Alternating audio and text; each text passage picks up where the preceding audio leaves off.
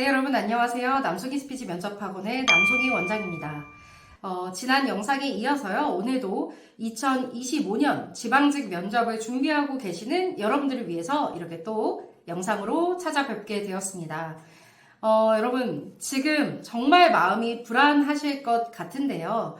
필기 합격자 발표까지 시험 이후 길게는 한 달, 짧게는 3주 정도 시간이 있다 보니 이 시간에 과연 뭘 하고 있는 게 효과적일지 고민하고 계시는 분들이 정말 많을 것 같습니다. 그래서 오늘은 제가 이 영상에서 여러분들이 이 기간에 어떤 걸 준비하면 현장 면접에 더 많은 도움이 될 수 있는지를 알려드리려고 합니다. 네, 바로 알려드릴게요. 일단 여러분들께서 면접을 준비하시다 보면 열심히 스크립트를 많이 작성하실 거라고 생각을 하는데요. 사실 저는 학원에서 만나는 여러분들한테 늘 조언을 드리는 게 많이 적는다고 면접을 잘 보진 않습니다. 항상 매일 이렇게 적는 거에 시간을 너무 많이 투자하면 오히려 머릿속에 기억이 더 나지 않거나 썼던 말을 제대로 읊어내지 못해서 더 면접에서 말을 버벅거리거나 혼란스러울 수 있기 때문에 적는 것 대신 말하는 연습을 많이 해달라고 부탁을 드리기도 합니다. 근데요, 여러분, 안 적을 수 없죠. 그쵸? 면접을 준비하다 보면 내가 해야 할 이야기, 나에 관한 어떤 소개말이나 지원의 이유들을 미리 적어놓지 않으면 당황스러울 수 있기 때문에 여러분들이 암기에 의존을 할 수밖에 없는 상황인 것 같습니다. 그래서 오늘은 여러분 면접에서 꼭 필요한 질문 5가지를 지금부터 준비하고 계시는 걸 추천드리도록 하겠습니다. 네, 그 5가지 중에 첫 번째는요, 바로 자기소개입니다. 물론 이 발표 면접이 들어가는 지방직 시험에서는 자기소개가 생략되는 경우들이 꽤 있습니다.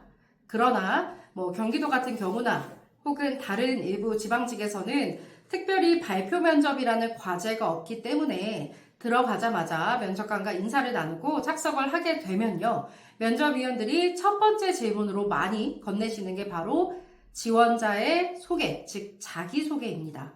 그래서 저는 꼭 준비해야 하는 5대 기출에 자기소개를 첫 번째로 말씀드리고 있어요. 자, 자기소개를 작성할 때 중요한 점은요. 너무 길면 안 됩니다. 사실 예전에는 1분 자기소개라고 표현하기도 했는데요. 요즘에는 면접위원분들께서 이 면접에 평정하려는 그 기준을 확실히 갖고 계시다 보니 나에 관한 이런 어필의 이야기를 너무 오래 하는 걸 그렇게 선호하진 않습니다. 그래서 저는 여러분들에게 30초 분량의 자기소개를 준비하라고 말씀을 늘 드리고 있고요. 그리고 자기소개를 준비하실 때에는 나의 어떤 인적사항을 드러내는 그런 자기소개가 아니라 나의 장점, 직무에 적합한 나의 강점, 혹은 이 직무를 수행하기 위해 노력해왔던 나의 어떤 이력들을 개인정보나 사적정보가 너무 많이 드러나지 않게 잘 정리해 주신다면 좋은 자기소개가 될 거라고 생각합니다. 네, 2번째 질문은 바로 지원 동기입니다. 사실 지원 동기는 면접에서 뺄 수 없는 가장 필수적인 질문이라고 생각을 하는데요. 사실 여러분들이 면접위원석에 앉아 있더라도 가장 처음 지원자를 보자마자 궁금해할 수 있는 건 왜 이 직업을 선택했는지, 왜 이 직렬을 선택했는지, 왜 이 일을 하고 싶은지 라는 공무원 지원 동기가 가장 첫 번째 궁금증일 거라고 생각을 합니다. 그래서 여러분들이 지금 아직 면접에 관한 어떤 시작을 본격적으로 하진 않았지만 짧은 시간 안에 나의 지원 동기를 진정성 있게 소개할 수 있도록 짤막한 30초 분량의 지원 동기를 지금부터 준비해 주시는 걸 정말 추천드립니다. 지원 동기 같은 경우는 사실 타당성이라는 부분이 좀 존재를 해야 될 것 같은데요.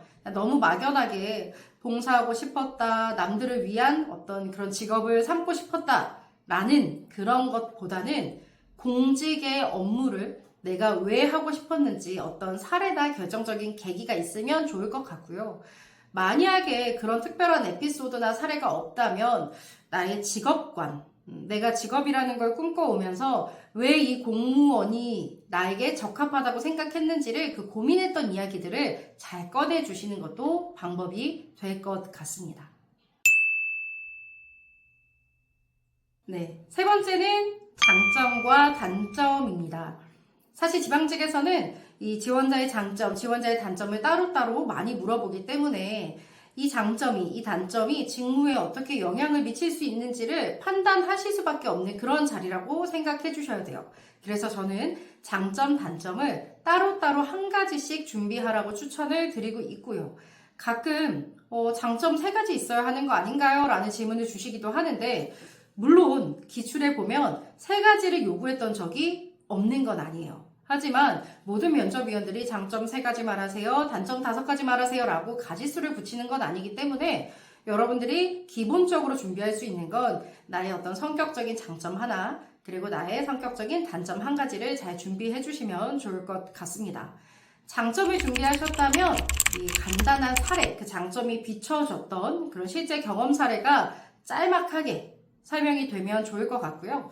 단점 같은 경우는 사례로 뭔가 너무 많이 증명하려고 하지 마시고 단점이라는 부분을 언급한 이후에는 이 단점을 개선하기 위해서 어떤 노력들을 하고 있는지 그런 부분들을 보완해서 설명해 주시면 좋을 것 같습니다.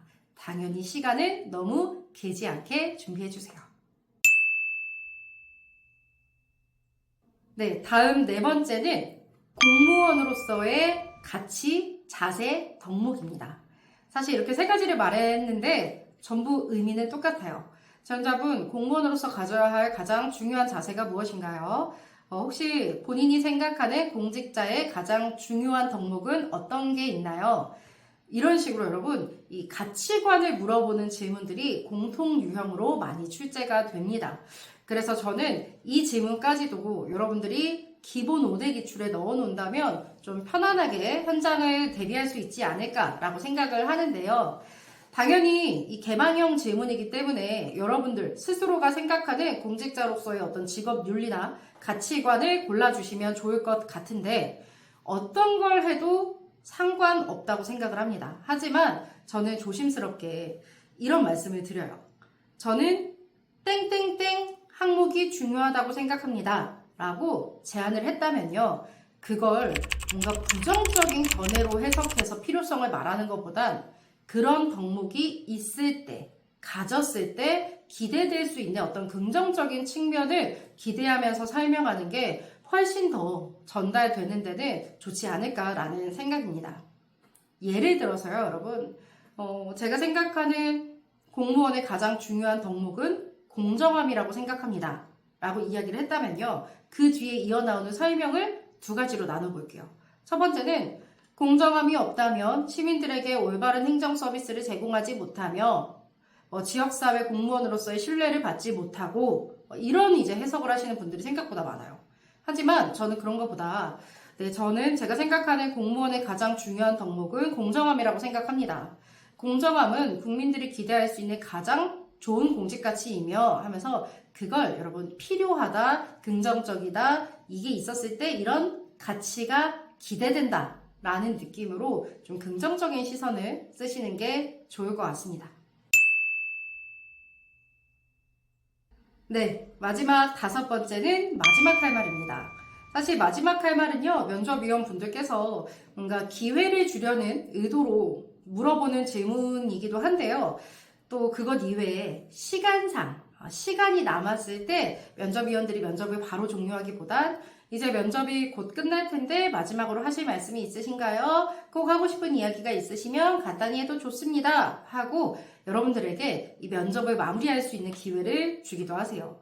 자, 그랬을 때는 여러분 너무 과한 자기 어필 혹은 면접위원에게 나의 간절함을 보이려는 의도로 너무 많은 부담과 좀 무리수를 두는 것보다는 오늘 있었던 면접에서의 나의 각오와 마음을 정리하듯 포부와 각오를 보여주시고요.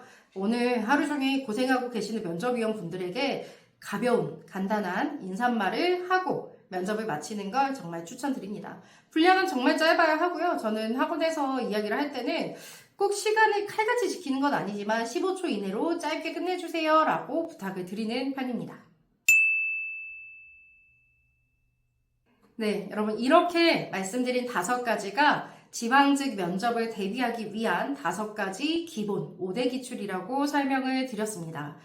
사실 좀 실질적인 사례들을 자세히 말해 드린다면 훨씬 더 여러분들이 이해가 좀 잘 되실 것 같긴 한데요. 이 짧은 영상에 다 담지 못하는 점 이해를 해주시고요. 혹시 여러분들이 저는 이런 자기소개, 이런 지원 동기가 어떻게 시작돼야 되는지 모르겠어요. 뭐 이런 형식도 좋은가요? 라는 그런 궁금증이 있으신다면 언제든지 저희 학원의 게시판에 문의를 해주시거나 저희 인스타 DM으로 연락을 주시면 제가 자세히 코멘트 드리도록 하겠습니다. 네, 여러분 이게 끝이 아닙니다. 한 가지 더 여러분들이 준비하셔야 될 부분들이 있습니다. 자, 이 면접을 준비하기 시작하면요, 여러분들이 아마 내가 지원한 지역의 시정 현안이나 주요 정책들을 공부하는 게 굉장히 좀 버거울 수 있어요. 양이 많다 보니까, 분량이 많다 보니. 그래서 저는 지금도 좀 전에도 학원에 한 분이 상담을 하고 가셨는데 그 분에게 여러분 꼭 메모지로 적어드리는 것 중에 하나가 내가 지원한 지역의 이 시청 누리집을 홈페이지를 들어가서 꼭 시정 현안 그리고 우리 지역의 2025년 주요 정책 계획 그리고 내가 가장 관심 있게 보고 있는 주요 사업 이런 부분들을 잘 수집해서 정리해서 좀 암기를 해 놓을 수 있도록 부탁을 드리고 있고요. 그 암기가 단순히 내용을 외운다라는 암기가 아니라 이런 정책들의 우리 지역이 이런 비용과 이런 시간적인 어떤 계획을 가지고 있다라는 걸 알고 있다면 아마 면접에서 여러분들이 답변에 인용하기도 편하고요. 인용도 할 수 있고 그리고 특히 스피치가 있는 지역에서는 그런 부분들을 사례나 경험이나 예시로 활용해서도 충분히 쓸 수 있으니까 홈페이지를 보는 건 절대 게을리하지 마시고 지금부터 꼭 확인하고 계셨으면 좋겠습니다. 그리고요, 여러분 한 가지만 더. 저는 여러분들과 똑같은 마음으로 면접을 준비한다라고 시작을 딱 했을 때 매일 아침 하는 건 이 포털 사이트 뉴스에 우리 지역이나 내 직렬과 관련한 키워드를 자주 검색하는 편입니다. 그렇게 해서 혹시라도 우리 지역에 관심 갖고 있거나 혹은 뭐 우리 지역이 지금 현재 대비해야 되는 어떤 중요한 정책적 문제가 있다면 그걸 나 역시 이해했다라는 걸 면접에서 보여주는 것도 한 가지의 전략이 되어야 한다고 생각합니다.